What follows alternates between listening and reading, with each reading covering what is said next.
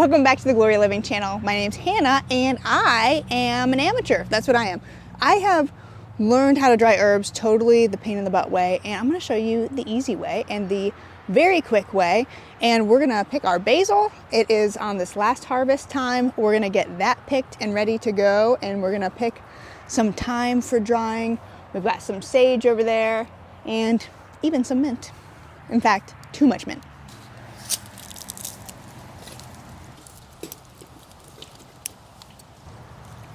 Well, we've got our sage, rosemary, and thyme that we're putting into our basket here. Our cat over there is named Garfunkel, if you can put those pieces together. But we're gonna show you how to dry it now. The easy way, not the hard way. Okay, so my camera died while we were out there. I have brought the herbs in. I have a ton. Let me show you this. Look at all this basil. Okay, so these are my plants, and I am going to wash these. Do I have any more? No, I think that's all of it. This looks like a ton. It's actually not as much as you think. When this gets dried and I crumple it all up, it is going to look like almost nothing. So we're gonna still do it. It's still an endeavor worth doing. And we're gonna dry our basil, we're gonna dry our sage, rosemary, and thyme, okay? Let's get started. So first steps when you do this is you're gonna wanna take off anything that looks not so good. Okay, so you can kind of see over here some of the leaves I've taken off. Things that look like that, you don't really want on there. Stuff that's not desirable. If you wouldn't want to eat it now, you're probably not going to want to eat it when it's dried. Okay, so anything that looks a little rough, brown spots, bug eaten. I'll be honest, if it's chewed up at the top, I don't really take stuff off. But when it starts to get bug eaten and it looks like that, you don't want that. Okay, so let's see here. All right, and the next step after we take off anything that we don't want, and I'm gonna take off the tops, which I should have done outside. We're gonna take all these flower tops. It was starting to go to seed and starting to bolt, so it's starting to go to seed, so I'm gonna take these off, and I don't want those, don't need those. And just a heads up, when you're growing herbs, you may know this already, but when you're growing herbs, as soon as your herbs start to flower, they change flavor. So if you don't want to deal with flavor changes in your herbs, you're going to want to take off those flowers. Like with basil especially is what I know, changes the flavor of the basil once it flowers. Now, sometimes it's a good thing. We grew a sweet basil for basil tea last year, I think it was. Oh, ripped that whole top off. And we were going to do tea, and I was going to dry it for tea. But my husband wasn't crazy about it, so we let it go to flower, and we let it go to seed, we let it flower, and trying to mellow out that flavor. I'm not sure it did much. Here's something else you may now want, a little critter crawling on your basil. Which leads us to our next step, which is gonna be rinsing all of this off in its bunches.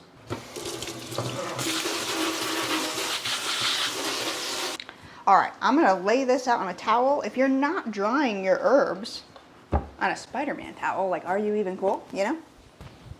While you're doing this, if you see anything that you don't like, that you don't want, that's a good time to peel it off too, if you miss anything.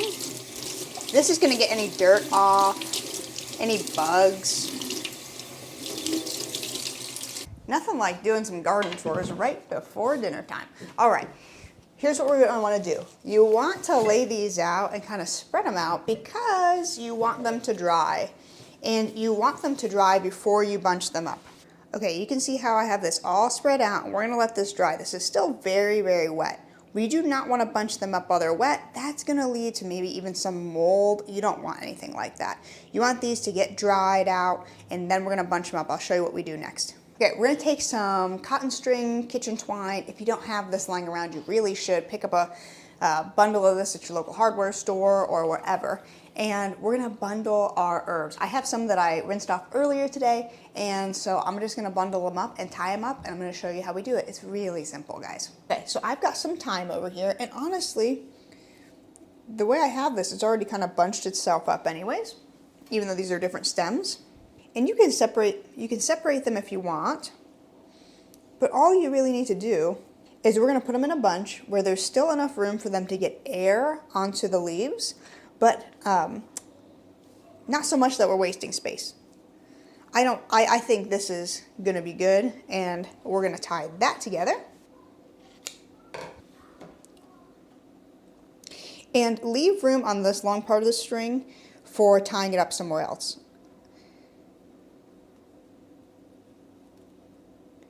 Okay, now, this is then the easiest part, and here's what you want to do. You want to find a spot that has a very mild climate.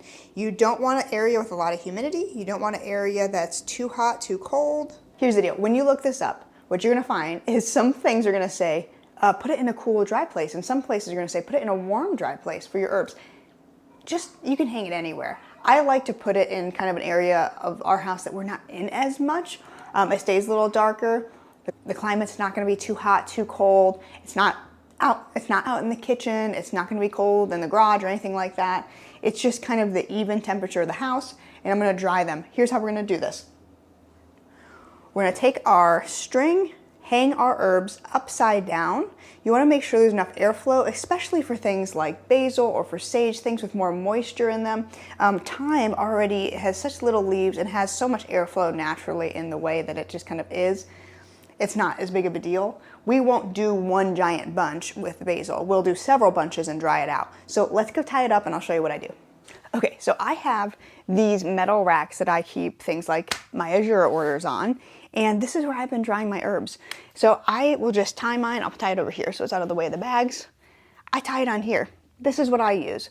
All you want to do is hang them. If you have something for laundry that you use to hang up laundry or iron clothes that you iron, something like that is perfect. This is what I use. I have plenty of space to do it. I have actually dried some of my herbs this summer. You're going to hang up your herbs. I have more to hang up in a little while. And somewhere where you can hang them, somewhere where they're going to get good airflow and mild temperature, and just the most important thing is low humidity.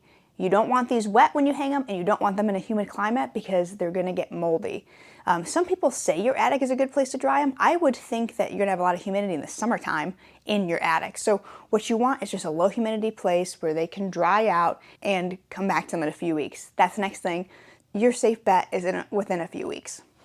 Now, I actually did a pretty poor job of coming back to this mint, so it sounds like crispy. You can probably hear it in the microphone. This is so ready to be stored. I am gonna just take this and crumple it into a mason jar. Let me grab one. This is not complicated. Whatever method you're gonna use to store these, my homemade herbs, I put in glass mason jars. That's not like the best way of storing them, to be honest, for me, but that is just what I do. It's not great for my cabinet space, but it's great for what I have on hand. So all you're gonna do is take your stems, take your leaves, and you're just gonna crumple them. And what I do in the moment is I just crumple it like that. Let me show you. And sometimes they're bigger and they're not as small as you want them to be, but you can always go back later and crush it. And that's it. And even if you want to just take the leaves off and put them in there,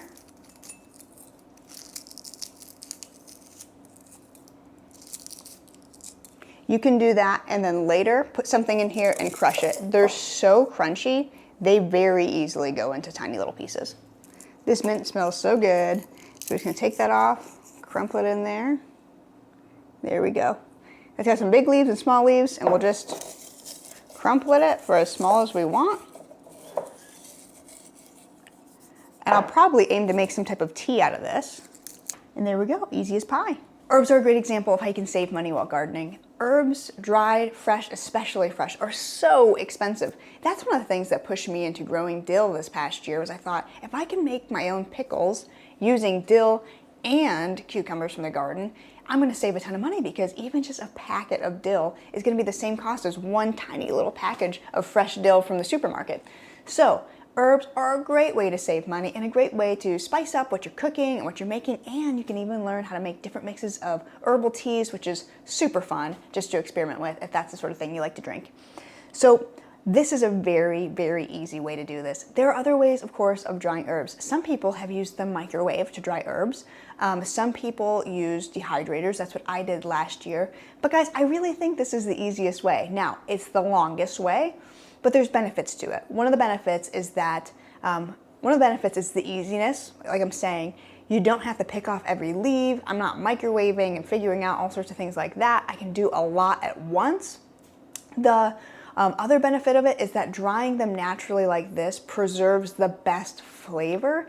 Sometimes when we dry them other ways, it actually knocks out the flavor from the herbs. So giving our dried herbs still a good, robust flavor. The other thing, once again, like I like about this is it's very hands-off. Now, it's a little more time consuming. You have to have the space and an area to dry them. But honestly, guys, if you just even dry them in your kitchen, that's gonna look cool. You know, it's gonna be some fun decor, and it's just life. You know, we live at our houses. You just find a good place out of the way to store them while they dry, and then in a few weeks, you'll be able to take them down and collect your dried herbs. My camera died outside, so I didn't get to finish necessarily all of my thoughts outdoors, but one thing I want to make clear is that I'm taking these herbs in for the year. Like, I don't care if I get any more basil. It's October. This is it for us. But if you were going to be trimming basil like I did, and you were going to do that during the year, you don't want to take your whole plant down to nothing like I did. What you do is you want to pluck right at an area like this where there's two leaves going off of one another. You trim there, and you might go to like maybe one of the lower ones, and so that way your basil plant bushes out more and gets bigger. It'll keep growing back. You want it to keep growing back and get you as much basil as possible. It seems counterintuitive to prune our plants. Sometimes we think we're gonna get less. Oh, if I prune it, it won't come back. I can't think of an example where pruning doesn't make your plants do better, okay? So pruning is a great gardening tool to know how to do and when to do it, because it really benefits your plants. So when you're harvesting throughout the summer, that's how you're gonna wanna do it. You're gonna wanna also make your stems, remember, long enough that you can still bunch them together easily. If you're just pulling out leaves, yes, you can do it, and I have done it, but it's a pain in the butt. So you wanna make your life as easy as possible. You got things to do, you know what I mean? You can't just be like dawdling with basil leaves for hours like I was, which was ridiculous. So this is a great way of drying a lot of basil. I'm excited to see how much we get. It's not gonna be that much. It's so deceiving when it comes to drying herbs, but this is still gonna be exciting. So once this dries, I'll bunch these up. I've got some more herbs that I'll be drying next to our thyme that we just hung up. And I'm excited. In a few weeks, we'll have some great dried herbs that we can harvest into our mason jars. If you have cute little seasoning jars, you can find stuff like that, little glass jars, really affordable, dollar store, pick them up somewhere like that. Thanks for watching this video. It's super easy, and you should totally give it a try. Herbs are a great way to save money. They smell great, they taste great. They're just a great blessing in the house. So thank you guys so much for checking out this video. I hope it was helpful to you, and I hope you will give herbs a try next year, trying to grow them, or maybe even in the winter, grow them in a windowsill. Give that a shot. Dry some herbs, enjoy some herbs, and tell me down in the comments below, do you make teas? Do you just dry your herbs for your dinner dishes throughout the year? Tell me what you use your herbs for. Tell me if you have anything fun or fun recipes that you make, or even some teas that you've made out of your herbs. I hope this is helpful. It's the easy way to do it. I hope you guys have a great rest of your week, and until next time, we'll see you soon.